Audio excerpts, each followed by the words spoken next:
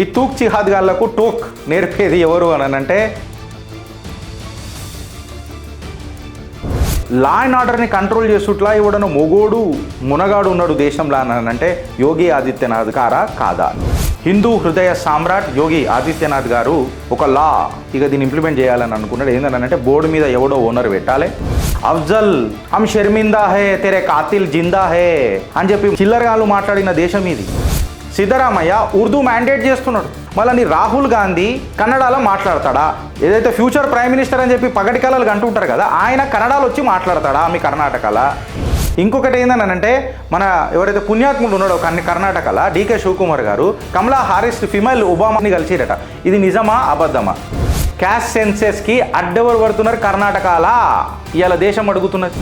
Is Rahul Gandhi implementing the George Soros ఎవరైతే ఉన్నారో ఆయన కళ భారతదేశంలో ఇంప్లిమెంట్ చేయడానికి ప్రయత్నం జరుగుతున్నదా? నా దృష్టిలో మొగోడు మునగాడు కర్ణాటకలో ఎవరు ఉన్నారు అని అంటే పుణ్యాత్ముడు డీకే శివకుమారే.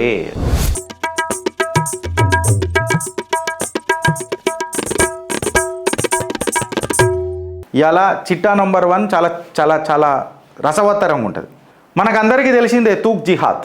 ఈ తూక్ జిహాద్ గాళ్లకు టోక్ నేర్పేది ఎవరు అని అంటే ఉత్తరప్రదేశ్లో ఉన్న ఉపయోగి మన యోగి ఆదిత్యనాథ్ గారు. ఆయన నిన్న ఒక సవరణ తీసుకొచ్చుడైంది, ఆల్రెడీ అది ఉన్నది, దాన్ని లాగు చేసిండు. లా అండ్ ఆర్డర్ ఏదన్నా నేను ఎప్పుడు ప్రతిసారి మీకు ఒక మాట చెప్తా ఫ్రెండ్స్, ఏందనంటే అడ్మినిస్ట్రేషన్ ఈజ్ ఎకనామిక్స్. అడ్మినిస్ట్రేషన్ పర్ఫెక్ట్గా ఉంటే, లా అండ్ ఆర్డర్ కంట్రోల్గా ఉండి అడ్మినిస్ట్రేషన్ పర్ఫెక్ట్గా ఉంటే ఆటోమేటిక్ అభివృద్ధి జరుగుతుంది, ఆర్థిక అభివృద్ధి కూడా జరుగుతుంది. నేను అన్న మాటలు కావు, ఒక పెద్ద ఫిలాసఫర్, విశ్లేషకారులు, ఫైనాన్షియల్ ఎక్స్పర్ట్స్, సైంటిస్టులు మాట్లాడిన మాటలు చెప్తున్నా. నేను కోనికిస్కా గొట్టంగాని, నాకు అంత తెలివితేటలు లేవు. అయితే లా అండ్ ఆర్డర్ని కంట్రోల్ చేస్తుట్లా ఇవ్వడను మొగోడు మునగాడు ఉన్నాడు దేశంలో అని అంటే యోగి ఆదిత్యనాథ్ గారా కాదా? నేను మిమ్మల్ని అడుగుతున్నా, మీ కామెంట్ రూపంలో చెప్పుండ్రి. ఈ తూక్ జిహాద్ మీద డైరెక్ట్ చిట్టా దగ్గరకు వస్తే ఏమైందనంటే, వెనుకటికి మనం కావారి యాత్రలో చూసినాం. ఏందనంటే నువ్వు పేరు ఒకటి పెట్టుకొని లోపల ఒక దంద చేసుకొని మోసం చేస్తానంటే కుదరదు అని చెప్పి మాట్లాడినప్పుడు కోర్టులు దాని మీద ఏం తీర్పులు ఇచ్చినా ఇక కావారి యాత్ర ఎట్లనో అయిపోతుంది కదా, ఎక్సెట్రా అని చెప్పి దాని మీద నీరు గారింది అని అనుకుందాం. మొన్న జ్యూస్లల్లో మూత్రం కలిపేవాడైతే ఇస్తున్న వీడియోలు అందరికీ మనం చూసినాము. రొట్టెలు చేస్తున్నప్పుడు ఉంచుకుంటా చేసి ఇచ్చుడు చూసినాము. ఇవన్నీ చూసిన తర్వాత హిందూ హృదయ సామ్రాట్ యోగి ఆదిత్యనాథ్ గారు ఒక లా ఇక దీన్ని ఇంప్లిమెంట్ చేయాలని అనుకున్నాడు. ఏంటంటే బోర్డు మీద ఎవడో ఓనర్ పెట్టాలి, నీ దగ్గర ఎవరెవరు పనులు చేస్తున్నారో పోలీసు వాళ్ళ దగ్గర మొత్తం ఆ ఎంక్వైరీ ఉండాలా, ప్లస్ సీసీ కెమెరాలు కేవలం కస్టమర్లు తినే దగ్గర ఉండొద్దు, అది మొత్తం యావత్ నీ ప్రెమిసెస్ మొత్తంలో ఉండాలి, ఎస్పెషల్లీ కిచెన్లు ఉండాలా, ప్లస్ నీ సామాన్ ఏదైతే వస్తుందో నీ స్టోరేజ్ రూమ్ ఏదైతే ఉంటుందో అక్కడ కూడా ఉండాలా, ఒక స్టిపులేటెడ్ టైం వరకు ఇది మెయింటైన్ చేయాలా, ఇది నువ్వు మెయింటైన్ చేయకపోతే లా అండ్ ఆర్డర్ కంప్లీట్గా వైలేట్ చేసినట్టు అవుతుంది, నీ బద్దలు భాషింగాలు అవుతాయి అని చెప్పి క్లియర్ కట్గా ధమ్కి ఇచ్చిండు యోగి ఆదిత్యనాథ్. ఇక వీళ్ళు గాయ గత్తర చేస్తారు కదా, అమ్మో మేము ఖత్తరేమేమి ఉన్నాం, అగో సెక్యులరిజం ఖత్తరేమున్నది, అగో మళ్ళా నువ్వు దాన్ని ఏమంటారు హలాల్ సర్టిఫికేషన్ తీసుకొచ్చినప్పుడు ఖత్తరేలా ఉండదు, మేము జట్కా అన్నప్పుడే ఖత్తరేమే ఉంటుంది. ప్రాబ్లం ఆడొస్తుంది.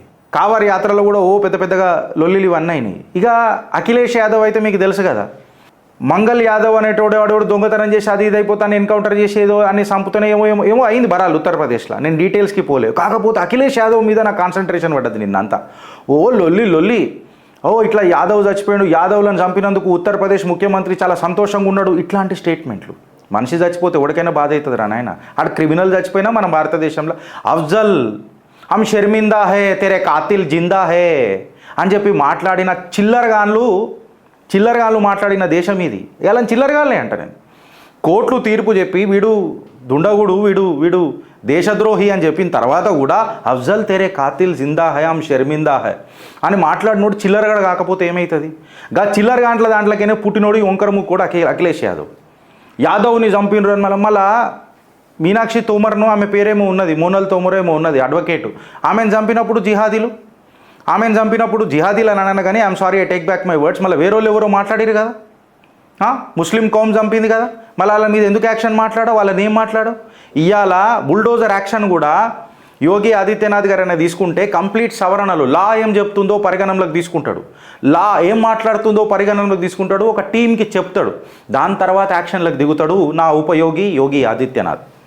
బుల్డోజర్ యాక్షన్లో కూడా కోర్టు స్టే తెచ్చింది. అరే సగం ఎందుకు చెప్తారు రా భయ్, మొత్తం చెప్పుర్రి. కోర్టులు ఏం మాట్లాడినాయి, కోర్టుల మీనింగ్ ఏమున్నది, యోగి ఆదిత్యనాథ్ గారు ఏమని అన్నారు అన్నానంటే కోర్టులు చెప్పినాయి ఇట్లా బుల్డోజర్ యాక్షన్ మీరు క్రిమినల్స్ మీద చేస్తలేము.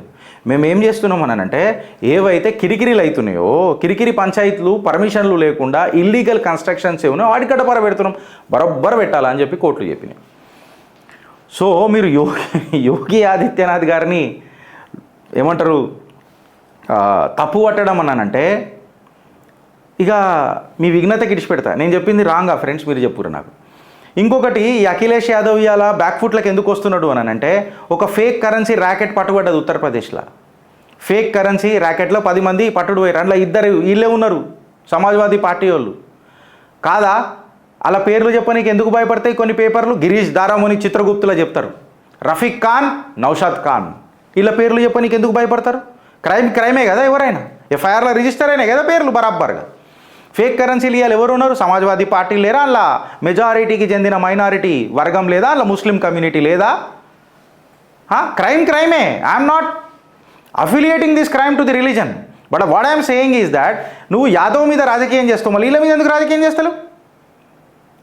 నీ దోగ్లాపన సెక్యులరిజం ఎందుకు? ఇవాళ ఈ ప్రశ్నలకు జవాబు చెప్పాలా?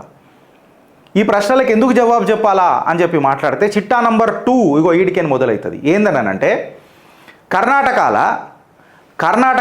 2 డిస్ట్రిక్ట్లల్లో సిద్ధరామయ్య ఉర్దూ మ్యాండేట్ చేస్తున్నాడు. ఉర్దూ మన అంగన్వాడీ టీచర్లు ఎవరెవరైతే ఉంటారో వాళ్ళకి మ్యాండేట్ చేస్తున్నాడు. ఎందుకు చేయాలి ఉర్దూ మ్యాండేట్?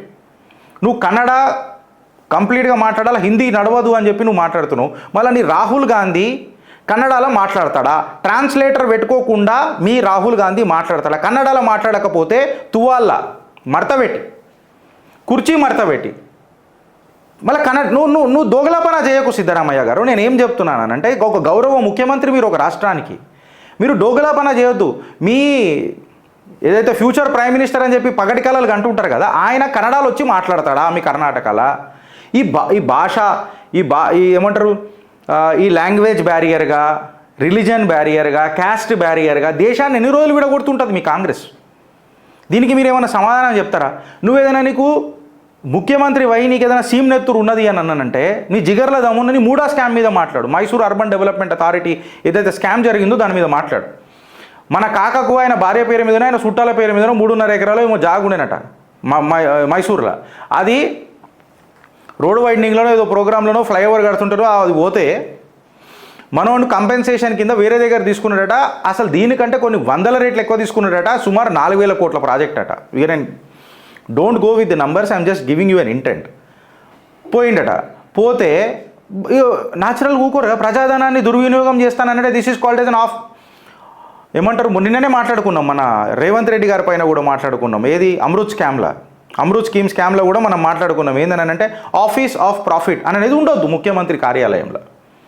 సోనియా గాంధీ గారు కూడా రాజీనామా చేయాల్సి వచ్చింది. సిద్ధరామయ్య గారికి కూడా ప్రాబ్లం అవుతుంది. రేవంత్ రెడ్డి గారికి కూడా చాలా ప్రాబ్లం అవుతుంది ఇది దర్యాప్తు చేస్తే. కేటీఆర్ మాట్లాడిన మాటలకు నేను సమర్థించిన. బికాస్ ప్రజల పక్షాన చిత్రగుప్తు ఉంటుంది, ప్రజల పక్షాననే మాట్లాడుతుంది, ప్రజల సమస్యల పైన మాట్లాడుతుంది. I'm constitutionally correct. నేను ఎప్పుడు కూడా రాజ్యాంగబద్ధంగా ఉండనీకే చాలా విశ్వ ప్రయత్నం చేస్తాను. రాజకీయంగా ఉండాలన్న అవసరం మనకు లేదు ఫ్రెండ్స్. మనం ఆమ్ జనతా ఓటర్గా ఉన్న మోతవరి వేరే ఉంటుంది. లీడర్లకు చాలా కంపల్షన్స్ ఉంటాయి, అప్లికేషన్స్ ఉంటాయి, ఐడియాలజీస్ ఉంటాయి. మనం ఓటర్లం, మన ఐడియాలజీ భారత్ మాతాకి జై. భారత్ చక్కగా ఉన్నన్ని రోజులు మన ఐడియాలజీ గంతే. భాడమే జాబ్కే మేనిఫెస్టో మనకేం చేసేది ఉంది. సో ఇప్పుడు ఆఫీస్ ఆఫ్ ప్రాఫిట్ కింద నువ్వు వేల కోట్ల ప్రాపర్టీని నువ్వు ఇది కంపెన్సేషన్గా తీసుకుంటే ప్రజాధనాన్ని దుర్వినియోగం చేసుడు కాదా అని చెప్పి లెఫ్టినెంట్ గవర్నర్కి కంప్లైంట్ గవర్నర్ గారికి కంప్లైంట్ ఇస్తే గవర్నర్ గారు దీని మీద యాక్షన్ తీసుకుందామంటే మనోడు కోర్టుకు పోయిండు. గవర్నర్కి ఏం అధికారం ఉన్నది? Governor should act by the decision of the cabinet ministers or ఈ క్యాబినెట్ మినిస్టర్స్ అందరూ ఉత్తర్వు జారీ చేసి గవర్నర్కి ఇస్తే అది గవర్నర్ ఇంప్లిమెంట్ చేయాలి. కానీ డైరెక్ట్ గవర్నర్ ఎట్లా ఇనిషియేట్ చేస్తాడు ప్రోబింగ్ అని చెప్పి కోర్టులో కేసు తెచ్చుకున్నాడు. కోర్టులో ఏమని అంటే అత్యవసర పరిస్థితులల్లో నీ ప్రభుత్వము దగ్గర నీ దగ్గర ఉన్నప్పుడు, నీ క్యాబినెట్ మినిస్టర్ ఉన్నప్పుడు నీకు ఖిలాఫ్ ఎట్లా పోతుంది? గవర్నర్ చేసింది కరెక్టే అని చెప్పి కోర్టులు కూడా తీర్పులు ఇస్తే నోట్ల మన్ను పడ్డది సిద్ధరామయ్యకు. ఈ సిసలైన చిట్టా ఏందనంటే ఇలా ఇది బయట పెట్టింది ఎవరో కాదు, ఇంటి గుట్టు రట్టు చేసింది పుణ్యాత్ముడు డీకే శివకుమార్ గారు.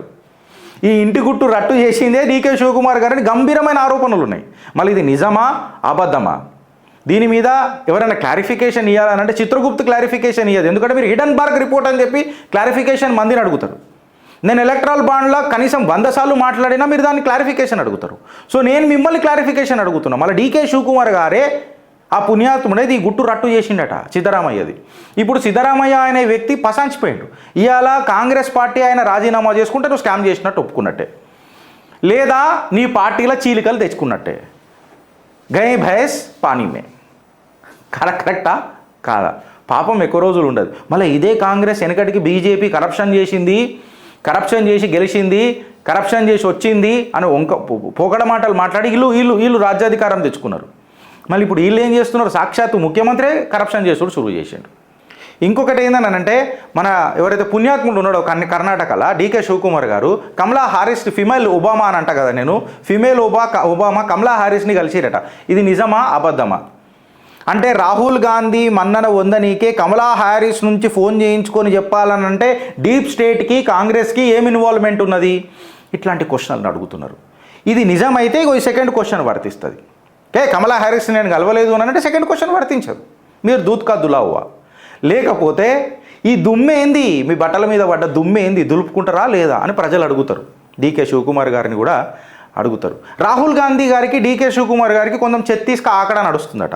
ఎందుకు నడుస్తున్నది అని అంటే అసలు ఎలక్షన్లో కొట్లాడింది నేను, పైసా పెట్టింది నేను, కష్టపడ్డది నేను, కార్యకర్తలను మొత్తం తెచ్చుకుంది నేను, అలాని మోటివేట్ చేసింది నేను, గల్లీ తిరిగి అదే చేసి నేనే ఫోకల్ పాయింట్ అయ్యి ఎలక్షన్లు నడిపిస్తే లాస్ట్కు మీరు తీసుకొచ్చి సిద్ధరామయ్యను పెడతారా అని అన్న ఒక కొంచెం అసంతృప్తి భావన అని అంటారు కదా, అది డీకే శివకుమార్ గారికి ఉందంట.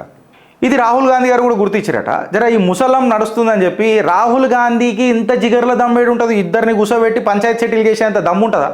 ఏముంటుంది? ఫారిన్ పోతాడు, ఫారిన్ పోయాడికైనా ఫోన్ చేస్తాడు, వేణుగోపాల్జీ జర జాకే దేకే అని చెప్తాడు. ఇప్పుడు క్రియాకర్త కర్మ మొత్తం ఏఐసీసీకి ఎవరైపోయారు అని అంటే మల్లికార్జున్ ఖార్గే కాదు, కేసీ వేణుగోపాల్ గారు అయినారు. మళ్ళీ ఈ కేసీ వేణుగోపాల్ గారికి మన రేవంత్ రెడ్డి గారికి కూడా కొంచెం చెత్తీస్క ఆకడా ఉందనేది గంభీరమైన ఆరోపణలు వస్తున్నాయి. మళ్ళీ దీనికి కాంగ్రెస్ ఏ రకంగా చెప్తుంది అని అనేది నాకు తెలియదు. సో ఇట్లాంటిమైన గంభీరమైన ఆరోపణలలో మీరు ఏం మాట్లాడతారు? కాంగ్రెస్ ప్రజలకు చెప్పాలా. మళ్ళీ గుట్టు రట్టు చేసిన వ్యక్తి ఎవరు? కమలా హారిస్ని డీకే శివకుమార్ గారు కలిసినరా? కలవకపోతే fine, absolutely fine, I stand corrected and I render an apology. ఇప్పుడే చెప్తున్నా. మళ్ళా నేను అడిగిన ప్రశ్నలకు మీరు చెప్పుర్రి. క్యాస్ట్ సెన్సెస్కి అడ్డెవరు పడుతున్నారు కర్ణాటకలా ఇవాళ దేశం అడుగుతున్నది? చెప్పురు మీరు. కంటెంట్ గిట్లా నచ్చినట్టయితే ఫ్రెండ్స్ నేను సగం చెప్పు వదిలిపెట్టిన వీళ్ళ ఏదైతే అస్త్రాలు ఉన్నాయో వీళ్ళ అస్త్రాలలో కొట్టనికి ప్రయత్నం చేస్తున్నా. ఫుల్ మాట్లాడితే వీళ్ళకు మజా వస్తలేదు కదా. వీళ్ళ సగం నిజాలు ఎట్లుంటాయో చూపిస్తాయి. ఎందుకంటే మొత్తం నిజం నేను చిట్టా నెంబర్ 2 ఇప్పుడు సెకండ్ స్లైడ్కి పోతా కదా, ఆడ షురువు చేస్తా. ఈ చిట్టా మాత్రం ఈయనే ఆపుతున్నా. మళ్ళీ ఇవి నిజాలా? మిమ్మల్ని గెలిపియనీక నేను రోజు ఓడిపోనిక నేను సిద్ధంగా ఉన్నా అని చెప్పి మా రేవంత్ అన్నకు నేను ప్రామిస్ చేసిన. మా రేవంత్ అన్నకు ప్రామిస్ చేసిన అంటే కర్ణాటకలో ఉన్న కాంగ్రెస్కి కూడా నేను ప్రామిస్ చేసిన. సో నేను అడుగుతున్న ఇవాళ మళ్ళీ కమలా హారిస్ని కలవాల్సిన అవసరం ఏమున్నది?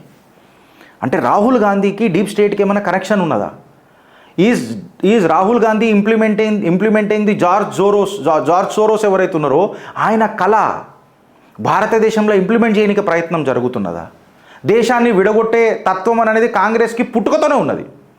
దాని మీద నాకు డౌట్ లేదు. బట్ ఈ ప్రశ్నలకు సమాధానం ఎవరు చెప్తారు? క్యాస్ట్ సెన్సెస్ కర్ణాటకలో ఎందుకైతే లేదు? సర్వేలు కూడా అయిపోయినాయి కదా.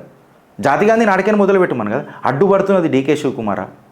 మళ్ళీ 2.5 సంవత్సరాల తర్వాత డీకే శివకుమార్ గారికి ముఖ్యమంత్రి పదవి ఇస్తా అని చెప్పి రాహుల్ గాంధీ ఏఐసీసీ చెప్పిండ్రు. కాంగ్రెస్ అని అన్నా నేను, రాహుల్ గాంధీ అంట చెప్పిండ్రు. మళ్ళీ డీకే శివకుమార్ గారికి ఇస్తారా?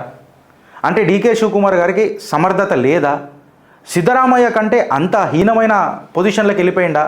నా దృష్టిలో మొగోడు మునగాడు కర్ణాటకలో ఎవరు ఉన్నారు అని అంటే పుణ్యాత్ముడు డీకే శివకుమారే. ఇలా ఎలక్షన్ని సింగిల్ హ్యాండెడ్గా గుంజుకొచ్చింది ఎవరు అని అంటే డీకే శివకుమారే. ఆయనకే గడ్డపారదించిన కాంగ్రెస్ కార్యకర్తలకు ఏం చేస్తుంది బ్రదర్? కాంగ్రెస్ కార్యకర్తలను అడుగుతున్నా. ఈ కంటెంట్ గిట్ట నచ్చినట్టయితే జర గడపకు షేర్ చేయరు ఫ్రెండ్స్. కాంగ్రెస్ దీని మీద ఏం సమాధానం చెప్తుందో జర అడుగుర్రి. క్యాస్ట్ సెన్సెస్ అడిగినప్పుడు కర్ణాటకలో ఏమైందని అడుగురి. 3 స్కామ్లో ఎవడా పుణ్యాత్ముడు చెప్పినోడు అని చెప్పి అడుగుండ్రి. భారత్ మాతాకి జై.